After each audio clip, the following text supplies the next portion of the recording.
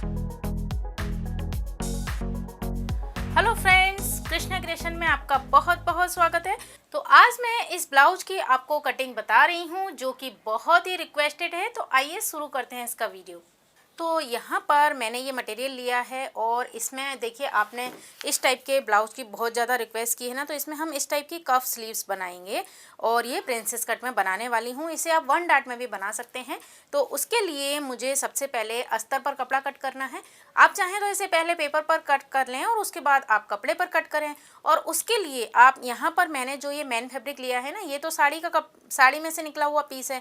Sleeves के लिए मैंने ये लिया है और ऊपर जो इसमें ये डिज़ाइन है ना, इसके लिए भी हम इसी कपड़े को यूज़ करेंगे।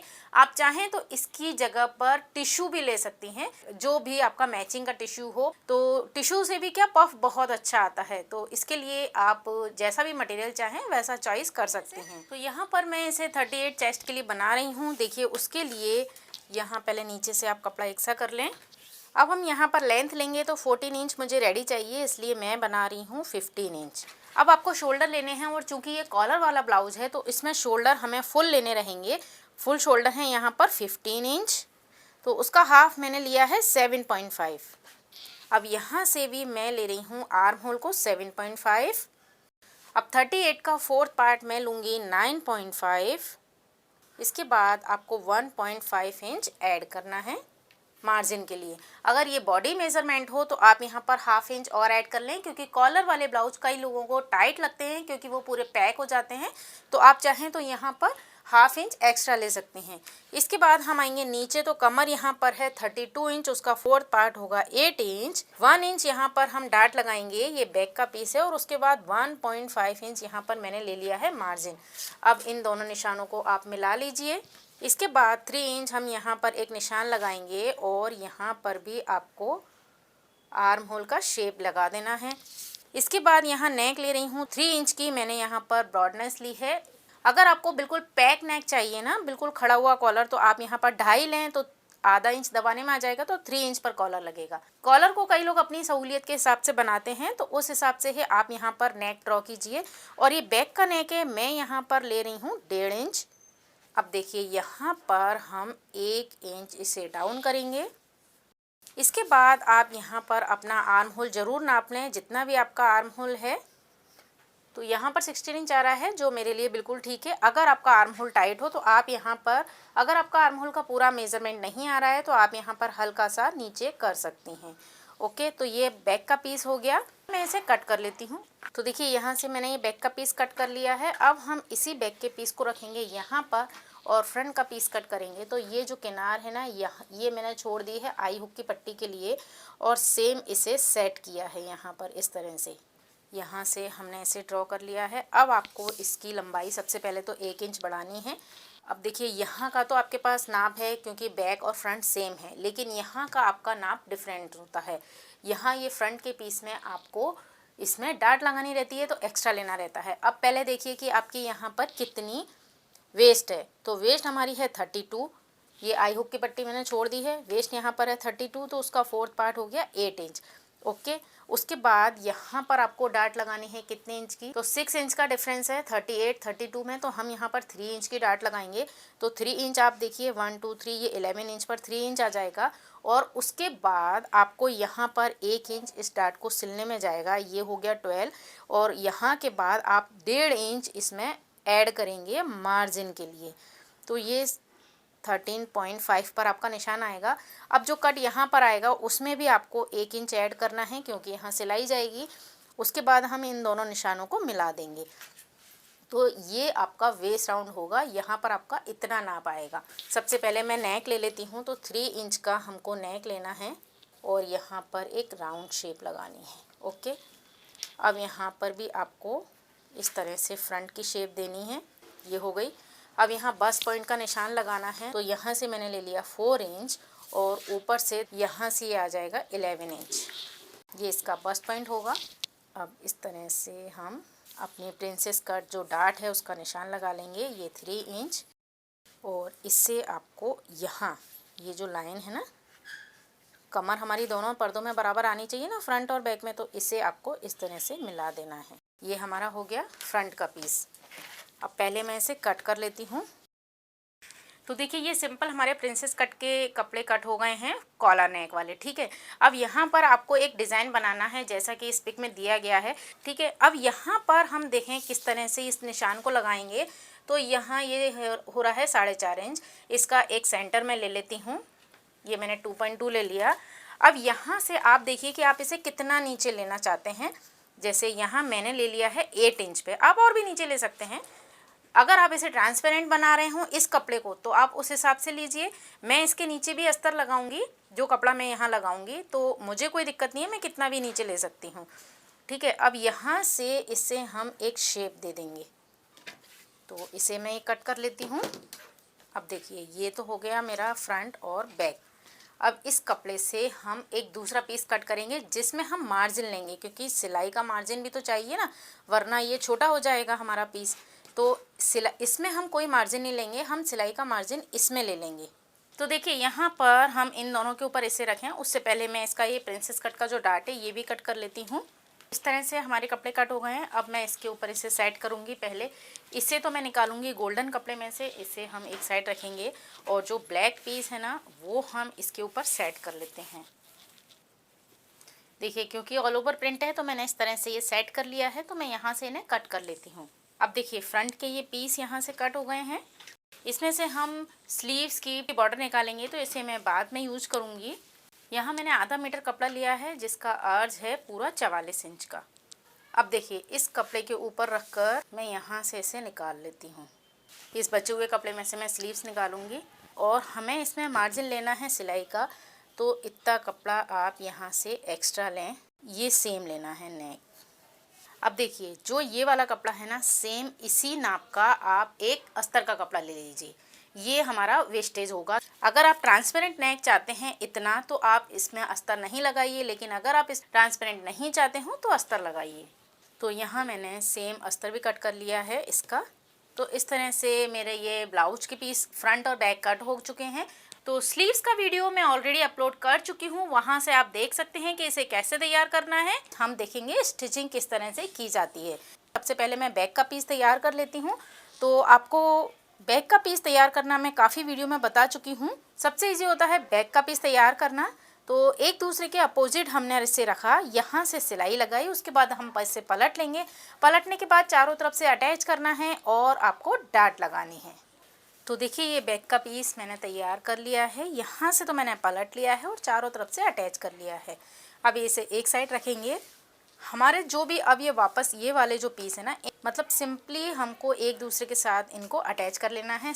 तो देखिए फ्रेंड्स मैंने यहाँ नेक वाले दोनों पीस और ये प्रिंसेस कट वाले दोनों पीस ये अटैच कर लिए हैं। अब इसका जो साइड का पीस है ना उसे हम पलट कर तैयार करेंगे। तो देखिए ये दोनों जो पीस है ना, अब यहाँ इसका ये नेक है तो इसे आपको एक दूसरे के अपोजिट रखना है। तो देखिए हम यहाँ नेक पर सिलाई लगाएंगे, उसके बाद इसे पलट लेंगे और चारों तरफ से अटैच कर लेंगे। तो देखिए यहाँ पर मैंने नेक को पलटकर चारों तरफ से अटैच कर दिया है और जो एक्स्ट्रा कपड़ा हो ना उसे आप कट कर लीजिए। तो इस तरह से ये नेक तैयार हुआ। अब हमने जो इसके ये पीस तैयार किए थे ना, अब हम इसके ऊपर इसे सेट करेंगे। तो देखिए यहाँ पर आपका जो ये शोल्डर है ये 4.5 इंच का होना चाहिए, क्योंकि हमारा बैक का पीस का भी जो शोल्डर है ना वो यहाँ से 4.5 इंच है। तो इस तरह हम रखेंगे, यानी यहाँ पर मैंने पूरा 4.5 इंच का ये शोल्डर ले लिया है। ये आप यहाँ से सेट कर देंगे ना तो ऑटोमेटिक ये यहाँ आकर जैसा भी आए ना वैसा हम इसे पिनअप कर लेंगे। क्योंकि शोल्डर ऐसा नहीं हो कि आपने कपड़ा मार्जिन में ज़्यादा ले लिया हो और आप दबाएं थोड़ा थोड़ा, इतना इतना आप दबाएं तो फिर ये पीस बड़ा हो जाएगा। इसलिए हमने पहले शोल्डर से अपना मेज़र कर लिया और उसके बाद इसे बिल्कुल स्ट्रेट लाइन में लिया और ये मैंने पिनअप कर दिया। ये मैं आपको जो तरीका बता रही हूँ ना ये बिल्कुल इजी वे है। तो सेम इसी तरह से हम यहाँ पर भी सेट कर लेते हैं। अब आपको इसके ऊपर आप चाहें ना, अगर आपको यहाँ पर पाइपिंग लगानी हो तो पहले आप यहाँ पर पाइपिंग लगा लें और पाइपिंग लगाने के बाद आप यहाँ पर सेट करें। लेकिन मेरे पास अभी पाइपिंग नहीं है तो मैं क्या करूँगी, पहले तो इसे सिल लूँगी और उस सिलाई को छुपाने के लिए इसके ऊपर मैं इसे सिल दूँगी। तो यहाँ हम इन दोनों को सेट कर लेते हैं बस। और उसके बाद आपको क्या करना है, यहाँ पर इन दोनों को अटैच करना है। तो इस तरह से हम फ्रंट के पीस रेडी कर लेते हैं। अब आप देखिए हमारे फ्रंट के पीस तैयार हो गए हैं। अब आपको अगर इसमें चेन लगानी है, जैसा कि आपको इसमें पिक में दिया गया है, तो आपको अस्तर के कपड़े की पट्टी लगानी है और पूरी अंदर फोल्ड करनी है। उसके बाद हम इसमें इजीली चेन लगा सकते हैं, लेकिन ये चेन इससे मैच नहीं हो रही है। मैं यहाँ पर लगा रही हूँ आई हुक की पट्टी।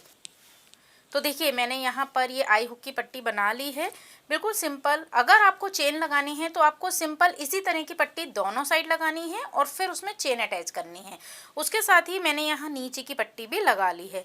अब हमारे फ्रंट के पीस रेडी हो गए हैं। बैक का पीस हमने रेडी करके रखा हुआ था, तो मैं यहाँ पर शोल्डर अटैच कर लेती हूँ। तो देखिए यहाँ पर मैंने शोल्डर जॉइंट कर लिए हैं। अब आपको इसमें स्लीव्स अटैच करनी है। तो स्लीव्स का वीडियो मैं ऑलरेडी अपलोड कर चुकी हूँ, वहाँ से आप देख सकते हैं कि इसे कैसे तैयार करना है। अब हम इन्हें अटैच कर लेते हैं। देखिए फ्रेंड्स, मैंने यहाँ पर स्लीव्स को अटैच कर लिया है और सेम वही लुक आया है जो आप चाहते थे। अब हम इसमें लगाएंगे कॉलर। तो आपको कॉलर के लिए पूरा यहाँ से लेके यहाँ तक मेज़र करना है। तो ये 19.5 आया है मेरा। अब मैं यहाँ पर पहले कैनवास की कॉलर कट करूँगी और उसके बाद मैं इस कपड़े की कॉलर कट करूँगी। तो यहाँ पर मैंने 20 इंच लंबी पट्टी ली है और ये 4 इंच चौड़ी है। इसे मैं कर रही हूँ डबल फोल्ड। अब यहाँ से 2 इंच पर मैं एक निशान लगाऊंगी, क्योंकि पीछे का नेक हमारा इतना स्ट्रेट होता है और उसके बाद वो राउंड होता है। तो यहाँ से हम इस तरह से पूरा यू शेप लेके जाएंगे और इसे मेज़र करेंगे। हाँ, तो ये मेरा बराबर आ जाएगा। तो इसे मैं पूरा इस तरह से लाइन कर लेती हूँ। इसे फ्रेंच कर्व से भी शेप लगा सकते हैं। अब आपको जितना चौड़ा कॉलर लगाना हो, 1.25 इंच का, 1 इंच का, उस हिसाब से आप यहाँ पर मार्क कर लें। अब आप एक बार फिर इसे मेज़र कर लीजिए। मतलब मैं 9.5 ले लेती हूँ, उसमें मेरा आराम से लग जाएगा। तो यहाँ पर हमने इसे निशान लगा लिया 19.5 का हाफ और इसे मैंने राउंड कर दिया।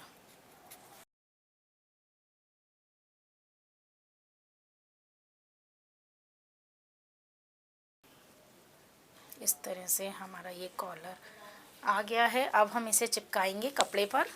तो देखिए मैं इसे यहाँ पर चिपका लेती हूँ, फिर हम इसे तैयार करेंगे। मैंने इसे यहाँ पर चिपका लिया है। तो देखिए इसे मैंने कट कर लिया है। अब हम पहले तो कैनवास के नीचे से कपड़ा फोल्ड कर लेते हैं। ये देखिए मैंने इसे नीचे से फोल्ड कर लिया। अब हम इसे इसके ऊपर रखेंगे और ऊपर से यहाँ से सिलाई लगाएंगे। तो ये मैंने अंदर से सिलाई लगा ली और अब मैं इसकी कटिंग कर रही हूँ। अंदर से हल्के हल्के कट लगाइए और इसे पलट लीजिए। आप चाहें तो इसके ऊपर से भी सिलाई लगा सकते हैं। एक पलटने के बाद इसके बराबर से एक निशान लगाइए, क्योंकि हमें जो सुई है वो सिलाई हमें यहीं पर चलानी है। बिल्कुल जो निशान है ना उसी पर चलानी है, जिससे कि हमारा कॉलर बहुत फिनिशिंग से लगे। अब जो ये निशान बनाया है, इसके बाद एक बूट का कपड़ा हम छोड़ लेंगे, जो सिलाई मार्जिन रहेगा। ये देखिए मेरा कॉलर तैयार हो गया है। अब हम इसे अटैच करेंगे अपने ब्लाउज़ में। अब मैं क्या करूँगी, इसे अंदर की साइड से लगाऊंगी। यहाँ अंदर की साइड से लगाना शुरू करूँगी मैं इसे पूरे में। और आप ध्यान रखिए कि जो हमने चौक से निशान लगाया था ना, वहीं पर सिलाई चलानी है। बिल्कुल यहाँ सिलाई चलानी है। ये बिल्कुल बराबर है मेरा कॉलर। तो जब मैं अंदर से सिलाई लगा लूँगी ना, तो ये ऑटोमेटिक ये वाला हिस्सा ऊपर आ जाएगा। यानी आपको यहाँ से इस साइड से सिलाई करनी है, बिल्कुल इसके बराबर से रखकर। तो देखिए मैंने यहाँ अंदर की साइड से इसे पूरा सिल लिया है। ये पूरा मैंने सिल लिया है। अब आपको क्या करना है कि बस इसे इस तरह से पलटना है, ये इस तरह से। तो जो मैंने यहाँ पर एक बूट की सिलाई लगाई थी ना इस कपड़े को दबाने के लिए, अब हम बिल्कुल इसके कॉर्नर पर सिलाई लगाएंगे। तो इस तरह से कॉलर लगाने से क्या होता है, यहाँ पर वैसे तो इस कपड़े में सिलाई नहीं दिख रही है, पर यहाँ 2 पैरेलल सिलाई दिखती हैं बिल्कुल एक जैसी। और अंदर की साइड से भी आपकी पूरी फिनिशिंग दिखती है और बाहर की साइड से भी पूरी फिनिशिंग दिखती है। तो देखिए इस तरह से मैंने इस कॉलर को पूरे में लगा लिया है और हमने बाहर से जो सिलाई की है ना, उससे ये पूरा दबाव में आ गया है। ये देखिए अब इस तरह से कॉलर लगाने में अंदर और बाहर दोनों साइड फिनिशिंग रहती है। अब आप चाहें तो जो लेस हमने यहाँ और स्लीव्स पर लगाई है ना, वैसी ही लेस को अगर आप चाहें तो इसी तरह से इस लेस को आप यहाँ पर भी लगा सकती हैं और इसके बाद आप यहाँ से एक सिलाई ऊपर की साइड भी दे सकती हैं या आप इसे सिंपल प्रेस से भी दबा सकती हैं। अब बस हमारा ब्लाउज़ तैयार है तकरीबन, सिर्फ आपको अपनी फिटिंग की सिलाई करनी है। और इस तरह के कपड़े में फ़िटिंग करने का सबसे अच्छा तरीका है कि आप पहले सीधी साइड से फ़िटिंग कर लें।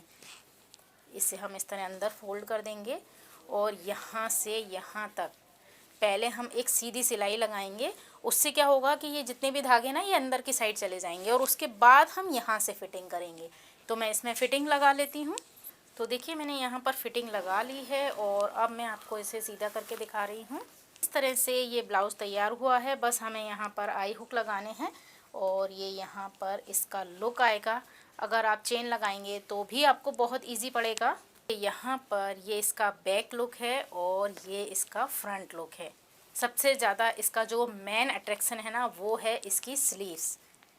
तो देखिए फ्रेंड्स, इस तरह से ये ब्लाउज़ तैयार हो गया है और इसका जो लुक है वो सेम वैसे ही आया है जैसा आपने इसकी पिक दी थी। इस तरह की इसकी स्लीव्स हैं और ये इसका पफ है। तो आई होप आपको इसका वीडियो पसंद आया होगा। अगर वीडियो पसंद आए तो प्लीज़ मुझे कमेंट बॉक्स में ज़रूर बताएं। इसी के साथ इस वीडियो को देखने के लिए आपका बहुत बहुत धन्यवाद। नमस्कार।